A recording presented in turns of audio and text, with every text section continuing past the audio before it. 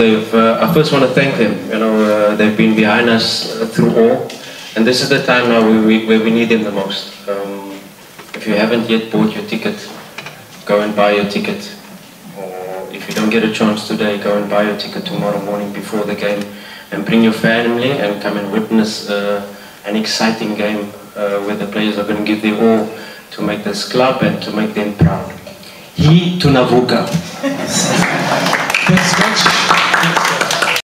We know their coach, in terms of their approach in the home match, 6 shots against us, 2 on target, the 2 shots on target they scored. I'm sure if you say we had that stats and not 18 shots and 7 on target, that was our stats for an away team, but they got a 2-0.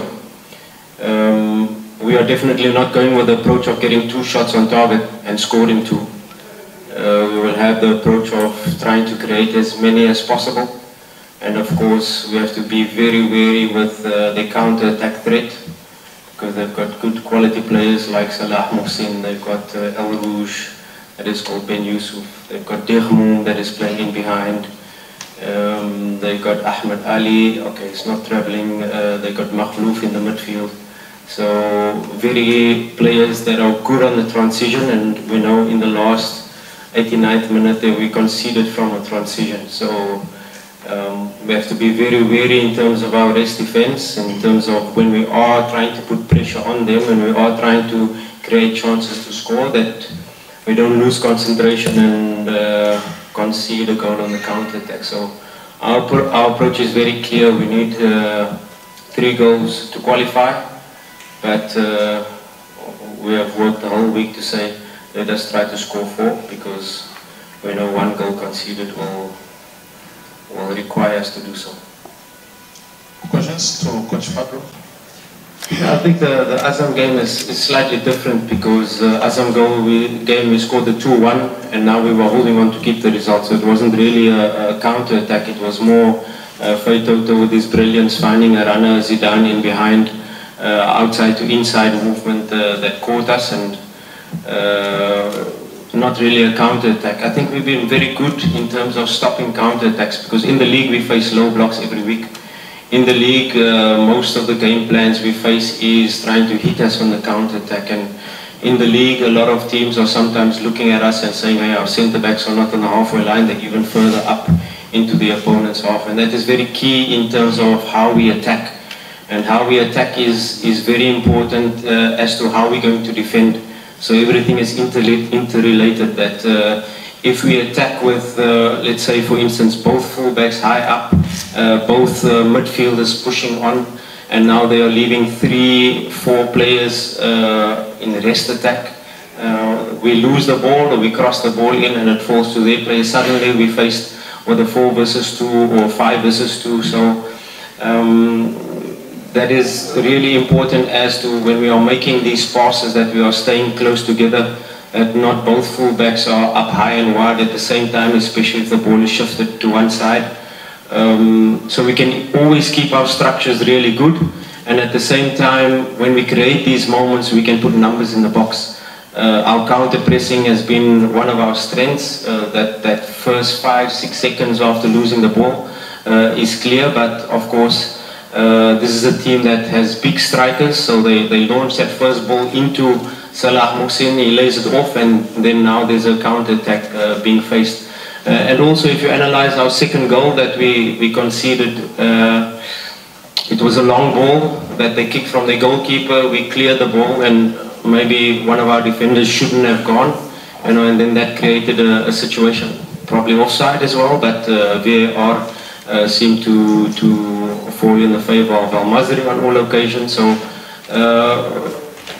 we didn't really get caught on the counter-attack, but it was quite surprising that we were the dominant team, forcing them to play in a low block at home. So a really good performance, a lot of analysis and take out in terms of how we can attack better, how can we stop these counter-attacks, and what approach are they going to come, because if you take I don't think it was their plan to sit in a low block, because they came to press us high. Even if you just talk about two of our goal kicks where they came to press us high with 3 players. And from the goal kick, we were able to create 1-against-1 with Mpanzo, and the other 1-against-1 on the left-hand side versus the centre-back. So I don't think it was their plan to sit in a low block, but I think in this match, it's definitely a plan to be a little bit deeper and then try to catch us on the counter. The two strikers is definitely a possibility because they play with 3 defenders, they play with 3 centre-backs, and if we look at the last match where Ateba was a lot of the time isolated with a vertical pass into him, and he had the defender marking him and the 2 other centre-backs that really closed him down, and it was a little it's just in relation to which players we want to affect on the last time. If you want to play 2 strikers, maybe they then have a sweeper in behind. If you want to play another 2 players closer to the centre-backs, or you then forcing one of the centre-backs to jump, and then you create the space behind. So 2 strikers is definitely an option, because we saw it in the last match where Ateba was a little bit isolated, and maybe to start with 2 strikers, there is a possibility. To start with Mokwala and Ateba is a possibility. Mashaka is there as well. So I'm not going to tell you now what I'm going to do, but all of these questions, of course, we've been working on. All of these things in relation to, okay, we want to score early. Of course, that is the target. If you don't score early, if it comes to half-time and it's 0-0, or if you go behind, what are the mechanisms we're going to use, and what are the plans? The scenarios already have been trained, have been spoken about, have been worked on. So it's a game that all our players are clear in relation to what is required, and football is not just turning on a light, let's score 2 goals in the first half. I'd love to, and we hope we do, and to score even more in the first half. But there are always those scenarios that what if? Are we going to put 3 strikers? Are we going to put 4 strikers? Are we leaving ourselves vulnerable? How are we going to create chances? In which areas are we targeting? So a lot of detail that has gone in, and a lot of scenario talking and creation, what we've been preparing the players for. Because the referee has a big job tomorrow. Number 1, the referee's job is to make sure that at least the ball in play can be 16 minutes, which is normal on average for a team playing a football match. And of course, Al Masri, we will be on the ascendancy, we'll create a chance, the second chance, and the goalkeeper will go down. And how long does the referee allow the goalkeeper to go down? How much time does he add in relation to that? They want to break the momentum of our attack. So these are the things also we prepare the player. Don't lose your head, don't become frustrated. Stick to the task, focus on the next action, go into your positions, and let's attack them again. But like I said, the referee, the 4th official, in relation to adding up this time, maybe there's a VAR call that takes 6 minutes. Is he going to add that time in behind, or will we fall into Al Masri traps and only have a match playing 40 minutes of football? That is not, I think, in the. I think we need a strong ref to be able to allow us to play the football match in relation to the time that is allocated for it. I think I just addressed that in the last point, where these scenarios are going to be important. Have we scored already? Are we leading 1-0? Maybe we need to score another one to get to penalties. We need to score 2 more. Are we then in the second half going with 2 or 3 strikers, or pulling 1 striker, or putting an extra midfielder on? Or in relation to what is going to be needed in the time, what scenario or what actions are happening within the game? What are they doing? What have they planned? Are they putting? Are they playing a 4 defense line with both wingers falling back, making a 6 defense line? And that will inform me and my technical team to be able to act and react accordingly.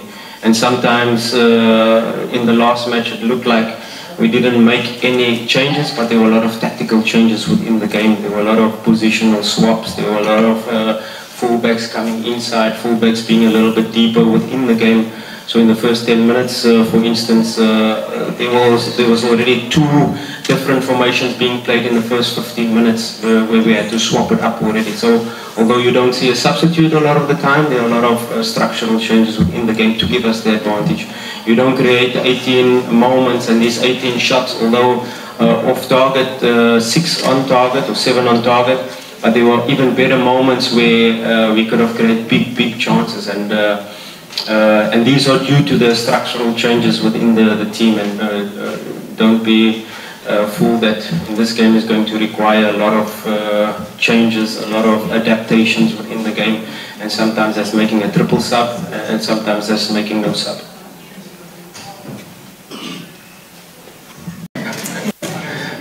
The responsibility is always on my shoulders, and that's for sure. You know, the players, I allow them to do the job, and I take all the pressure on myself, and I'll continue to do that, no matter what the results. I think you don't come to a big club like Simba without knowing that responsibility. In relation to the chances created, like I said, the amount of chances we created in the last game, we need to create more.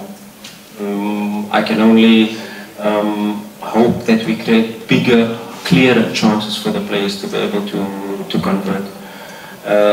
If you talk about our meetings and our preparation for this week, there was one meeting where we spoke about rest defense, where we spoke about defensive actions, where they can hurt us, because it's very important to keep a clean sheet. But there was 2 very important meetings as to how to create chances, how to put numbers into the correct areas to be able to create more chances. Our players converting, I trust them. I know we try to create the mentality that if you miss the first chance and you're running into the near post, don't stop running into the near post because you're afraid of missing the second chance. No. Keep making the run, keep putting yourself into the position. So that is clearly, sometimes it's a positional, a structural positional to create these chances. Sometimes, and these are the finer details we had to work on and speak about and work on in the training session, we had to position ourselves to be able to create more chances and to get better, clear-cut chances. And I trust the players that they are able to then go out, and I know our fans will be behind us from the first minute, because it's going to be a high-intensity game, that's for sure.